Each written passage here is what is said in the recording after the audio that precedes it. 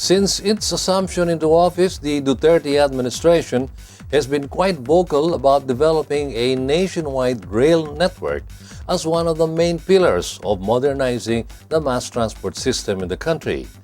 The Philippine National Railways should make up a huge part of this rail network, particularly in Luzon. We take a look at the state of the PNR at this time, the state of the railroad tracks, the rolling stock, carriage services on offer, and its plans for development. Over the past few years, traffic congestion has made commuting in Metro Manila a nightmare. Longer hours on the road from home to work and vice versa. Crowded buses, cramped shuttles, and at peak hours, long waiting times for buses, jeeps, shuttles. More and more commuters have learned to rely more on rail transport. Trains may be crowded. Queues to get into stations may be long, but barring malfunctions, they run more or less on schedule. And they are relatively much cheaper on a per-kilometer basis.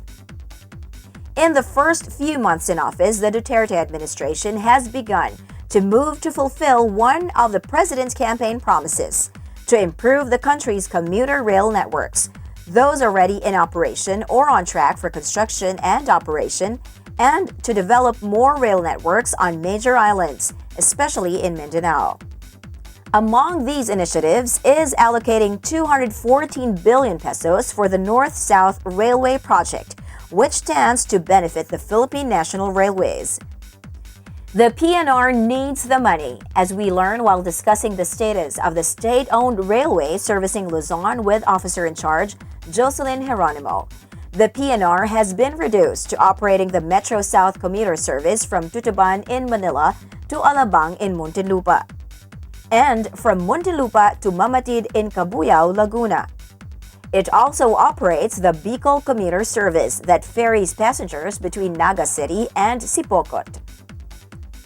The PNR knows there is a strong demand for rail services which can only grow if it could provide more trains and more trips.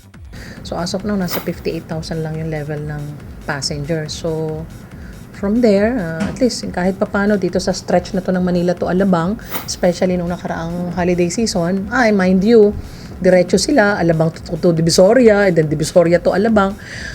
Napakakukunti nung bumababa along the line, no? Talagang karamihan sa kanila diretsuhan. So sana maibalik uli namin yung available locomotives namin and coaches para kasi nandun na talaga yung ridership eh.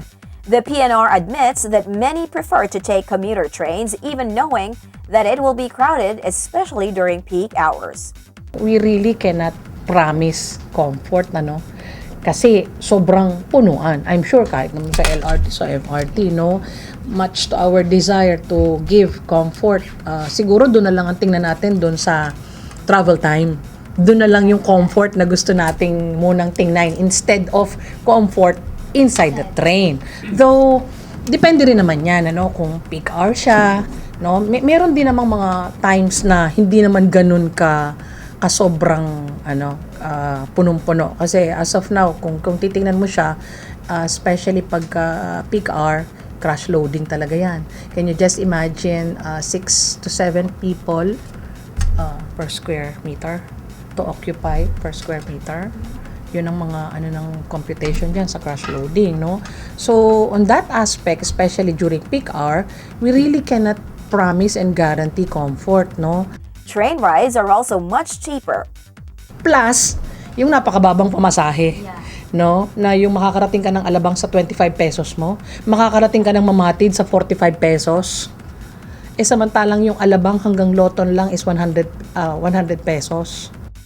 The PNR plans to deploy more trains, including so-called express train services, and looks forward to funding from government to finance track rehabilitation efforts and upgrading its fleet and rolling stock. Sa ngayon, we really wanted to. We offered in 2014. Meron siyang mga limited stops.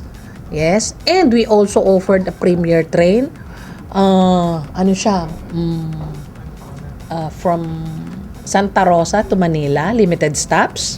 We offered it at 120 pesos. Yes. So nakita namin yung meron talaga and people really are willing to pay No, lagi siyang seating capacity kasi you charge accordingly, so hindi naman pwedeng patayuin mo sila. But alam mo ba na okay lang sa kanilang tumayo, makarating lang. Payag din silang bumayad ng 120, kapareho nung nakaupo, makarating lang. Kasi nakita nila talaga no? Nakita nila talaga yung kaysa umikot ka pa. Okay, sige, naka FX ka, naka van ka, doon ka rin naman dadaan sa traffic na yun diba? So, nakita talaga nila. Kahit ngayon nga, there is a clamor talaga na maibalik namin yung biyahe na yun. Kaya lang talagang what hinders us is yung availability. Yes, we're looking forward with all of these projects, no? Priority projects of the government, both for North and South. Initially, the government just approved yung Tutuban Calamba and Tutuban Malolos. The PNR is looking forward to the resumption of its sleeper train service from Manila to Bicol, which was a popular service until typhoon damage to the railroad tracks compromised safety. However, a recent track inspection revealed a number of steps needs to be undertaken before the Bicol Express service could resume.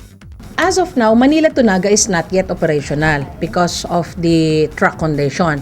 We had our inspection last September or October yata yun. We had our inspection, marami kaming dapat ayusin before we can again resume our operation. First, we have to coordinate with LGUs.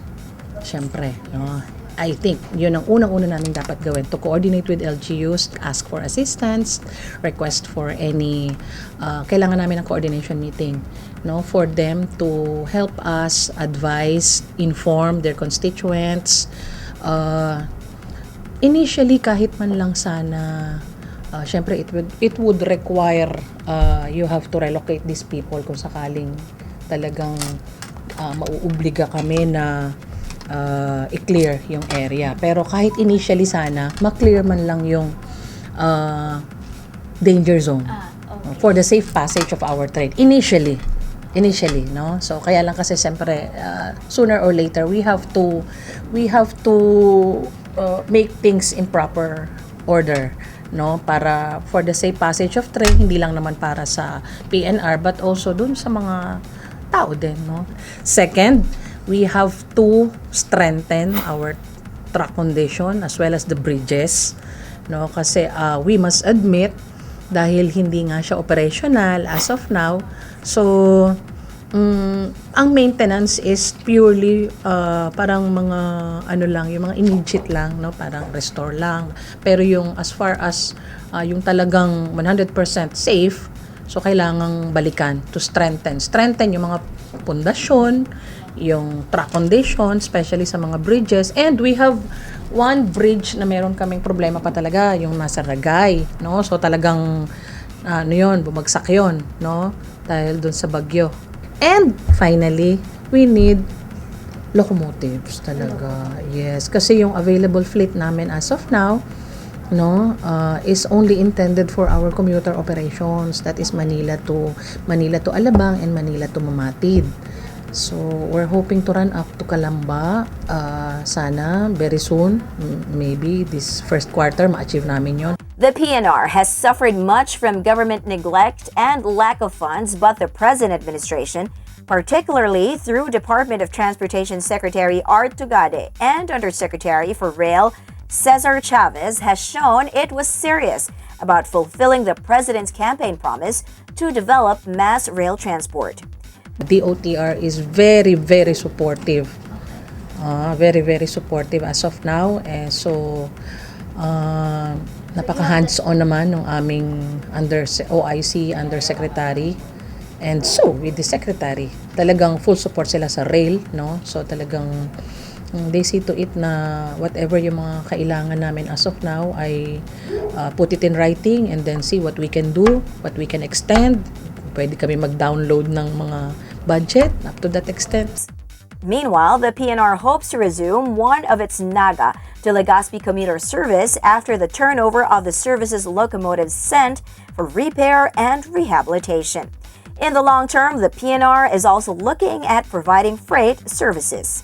The North-South Railway Project, kasama yun doon syempre, it's also one way of decongesting the South Expressway and the North Expressway and Metro Manila in general.